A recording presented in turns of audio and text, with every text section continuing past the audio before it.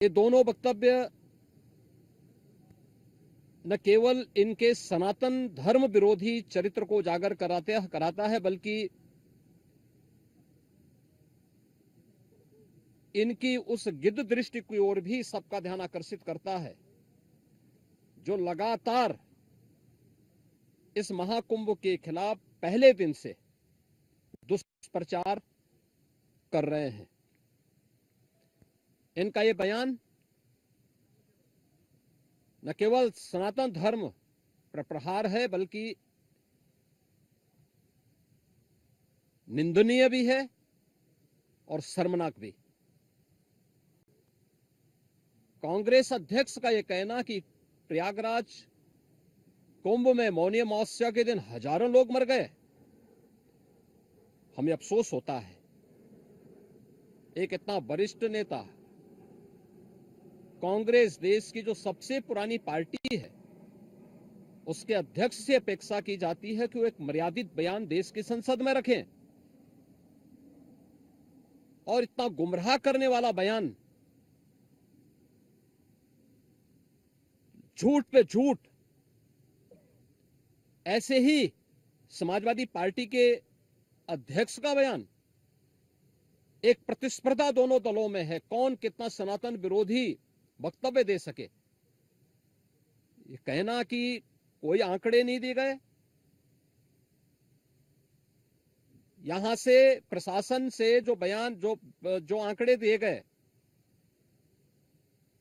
उन आंकड़ों को मैंने भी सबके सामने रखा। घटना दुखद थी, हर व्यक्ति दुखित था, और जितने क्विक रिस्पांस से मेला प्रशासन, police, NDRF, SDRF, civil defence, इन सब ने मिलकर के घायलों को हॉस्पिटल पहुंचाने का काम किया, अपने आप में एक मिसाल है। करोड़ों लोग प्रयागराज में उस दिन उपस्थित थे। ये दोनों दल चाहते थे, और सनातन धर्म विरोधी चाहते थे कि बड़ा हादसा हो जाए। हमारी पहली प्राथमिकता थी कि किसी भी स्थिति में इसको हम जीरो हादसे तक लेके जाएं, लेकिन दुर्भाग्यपूर्ण तरीके से घटना घटित हुई। लेकिन जितने क्विक रिस्पांस से प्रशासन ने और सभी संबंधित संस्थाओं ने कार्य लेकर के उन्हें हॉस्पिटलाइज किया, उसमें कुछ लोग उस हादसे के शिकार हुए, वह दुखद है। उन सभी परिवारों के प्रति हम लोगों ने अपनी संवेदना भी व्यक्त की, और उसके लिए कुछ आर्थिक मुआवजा भी घोषित किया। यद्यपि किसी व्यक्ति की कमी मुआवजे से नहीं हो सकती, लेकिन तब भी हम लोगों ने एक प्रयास किया। घायलों का प्रॉपर उपचार कराया। वे सभी घायल आज भी कुछ प्रयागराज मेडिकल कॉलेज में हैं, बाकी अपने परिवार के सदस्यों के साथ चले गए हैं। मैंने भी, मेरे साथ मेरे मंत्रियों ने भी, प्रशासन ने भी, प्रदेश के मुख्य सचिव ने भी, प्रदेश के डीजीपी ने भी उन सभी लोगों से मुलाकात की थी। और मैं तो देखकर बहुत चौंक था कि जो लोग प्रयागराज मेडिकल कॉलेज में भर्ती थे, जब मेरी उनसे बातचीत हो रही थी, तो उनमें से सभी लोग ये कहा उनके द्वारा कहा जा रहा, साहब व्यवस्था में खामी नहीं, लेकिन हमारी किस्मत है या फिर ऐसी स्थिति पैदा हुई। और उनके सभी पहलुओं को लेकर के सरकार भी जांच करा रही है, और उसके लिए एक न्यायिक कमीशन भी हमने तत्काल गठित किया। लेकिन हमारी पहली प्राथमिकता थी कि जो ये लगभग 8 से 9 करोड़ लोग प्रयागराज में उपस्थित हैं, इन्हें सुरक्षित उनके घरों के लिए वापस भेजना। इन दोनों दलों और सनातन धर्म विरोधी उन सभी लोगों के वक्तव्य, जो लोग ये गुमराह करने वाले वक्तव्य दे रहे हैं कि लाखों लोगों ने स्नान नहीं किया, सरासर गुमराह करने वाला है। ये वक्तव्य देना कि कोई अमृत स्नान या साय स्नान नहीं हुआ, ये भी गुमराह करने वाला वक्तव्य है, और सनातन धर्म की अवमानना ही नहीं, बदनाम करने की साजिश का एक हिस्सा है। कोई परंपरा बाधित नहीं हुई। मौनी अमावस्या का स्नान पहले दिन सायंकाल 7:30 बजे से प्रारंभ हो गया था और अगले दिन पूरे दिन भर देर सायंकाल तक मौनी अमावस्या का मुहूर्त था।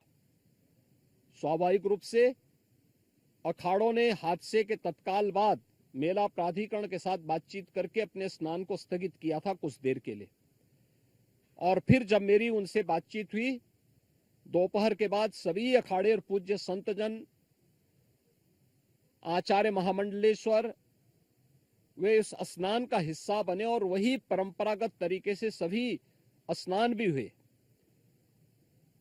इस महाकुंभ में 3 अमृत स्नान थे, मकर संक्रांति, मौनी अमावस्या और बसंत पंचमी। इन तीनों में अमृत स्नान हुए जिसमें सभी अखाड़े भागीदार बने। पौष पूर्णिमा से आयोजन प्रारंभ हुआ।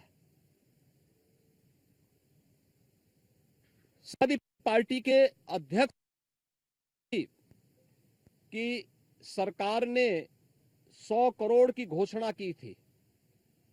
मुझे लगता है कि उनको बयान थोड़ा पढ़ना चाहिए। 12 बजे सो करके उठने वाले लोग हैं। कार्यालय स्टाफ जिस प्रकार का इन्हें नोट बना करके देता है, ये उस प्रकार का वक्तव्य बना करके सामने प्रस्तुत करते हैं और फिर उसके अनुसार उसको लीडर के रूप में नहीं बल्कि एक रीडर के रूप में सबके सामने उस वक्तव्य को पढ़ करके अपनी जगहंसाई करते हैं और राजनेताओं की भी जगहंसाई करते हैं। यही स्थिति मैंने बार बार कहा कि महाकुंभ में 40 से 45 करोड़ श्रद्धालु इस पूरे महाकुंभ के आयोजन में भागीदार बनेंगे। और मुझे बताते हुए ये भी प्रसन्नता है कि पिछले 22 दिन के अंदर इस महाकुंभ में 38 करोड़ श्रद्धालु अब तक यहां आ चुके हैं। अगले 22-23 दिन तक ये आयोजन और चलेगा। इन 22 दिनों के अंदर भी श्रद्धालुओं के आने की पूरी वो है। आज भी आप देख रहे होंगे, कल बसंत पंचमी अंतिम अमृत स्नान संपन्न हुआ। माघी पूर्णिमा 12 फरवरी को और महाशिवरात्रि 26 फरवरी को होगा।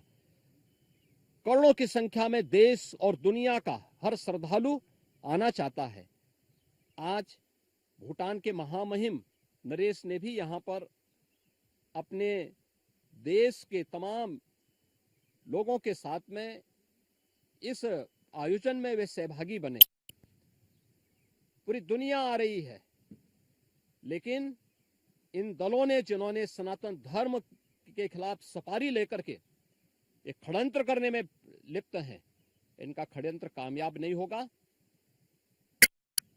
29 जनवरी के हादसे की तह में हम लोग जाएंगे, षड्यंत्रकारियों को बेनकाब करेंगे और उन्हें सजा कैसे दिलाई जाती है यह आपने उत्तर प्रदेश के अंदर पिछले 8 वर्ष के अंदर देखा होगा।